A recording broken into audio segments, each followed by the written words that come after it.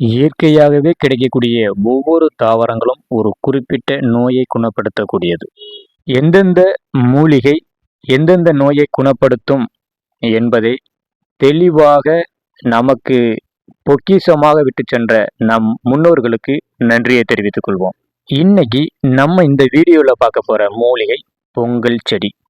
உங்க ஊர்ல இதற்கு என்ன பெயர்னு கமெண்ட் பண்ணுங்க. ஏன்னா ஒவ்வொரு ஊர்லயும் ஒவ்வொரு மாதிரி பெயர் சொல்லுவாங்க. உங்க ஊர்ல இதற்கு என்ன பெயர் என்று நீங்க கமெண்ட் பண்ணுங்க. பொதுவாக எல்லா ஊர்களையும் பொங்கல் அன்று இதை பயன்படுத்துவதனால பொங்கல் செடின்னு சொல்லுவாங்க. ஆனா இதுக்கு உண்மையான பெயர் சிறுகண் பீலை பூளை பூ என்னும் வேறு பெயர்களும் உண்டு. பொங்கலுக்கு எதற்காக இந்த செடியை வீட்டிற்கு முன் வைக்கிறாங்க? உங்களுக்கு இதற்கான காரணம் தெரிஞ்சுன்னா கமெண்ட் பண்ணுங்க. மழைக்காலங்கள் முடிந்ததும் பரவலாக அனைத்து இடங்களிலும் இச்செடி முளைத்து காணப்படும்.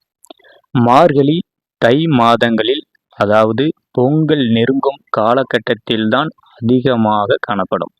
இந்த 2 மாதங்களில் மட்டும் அதிகமாக கிடைக்கக்கூடிய இந்த மூலிகை செடியை நம் முன்னோர்கள் வருடங்கள் எந்த நேரத்திலும் நமக்கு பயனுள்ளதாக இருக்கணும் அப்படின்றதுக்காக பொங்கல் அன்னைக்கு இந்த செடியை பிடுங்கி நம் வீட்டு வாசலின் முன்னாடி வைத்து விடுவார்கள். அது வருடந்தோறும் அந்த வீட்டு வாசலில் இருந்து காய்ந்து கொண்டிருக்கும். நமக்கு தேவைங்கிற போது அதை தேடி அலையக்கூடாது, எளிமையாக நமக்கு கிடைக்கணும் என்பதற்காகவே இந்த செடியை வைக்கிறாங்க. சரி, வாங்க இந்த செடியின் பயன்களை பார்ப்போம். சிறுநீரகங்களில் கற்கள் உருவாவது, சிறுநீரகங்களில் செயல்திறன் குறைவது அல்லது முற்றிலும் செயலிழப்பது, சிறுநீரகம் வீங்குவது அல்லது சுருங்குவது, இவை அனைத்துக்கும் மருந்தாக இருக்கக்கூடியதுதான் இந்த சிறுகண்ட பீலை. இந்த மூலிகை சிறுநீர் கற்களை கரைப்பதோடு சிறுநீரை பெருக்கி கற்களை வெளியேற்றுகிறது. இதை நம்ம எப்படி பயன்படுத்தணும் அப்படின்னு பார்த்தீங்கன்னா, சிறு சிறு துண்டுகளாக நறுக்கி உரல்ல வச்சு இடிக்கணும். அப்படி இல்லைன்னா மிக்சியில் அதை அரைச்சி நல்லா புழிஞ்சு ஒரு 50 மில்லி எடுத்து 2 வேளை குடிக்க வேண்டும். 2 வேளை காலை மாலை 2 வேளையும் குடித்து வந்தால் கல் அடைப்பு, நீரடைப்பு, நீர்த்தாரை எரிச்சல் ஆகிய நோய்கள் குணமாகும்.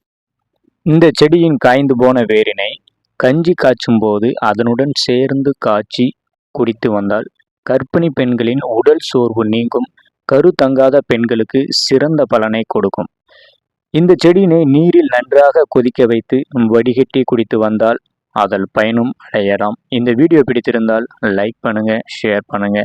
உங்களுக்கு பிடித்த உறவுகளுக்கு இந்த வீடியோவை ஷேர் பண்ணுங்க, பயனடையட்டும். மீண்டும் அடுத்த வீடியோவில் சந்திக்கலாம். பாய்.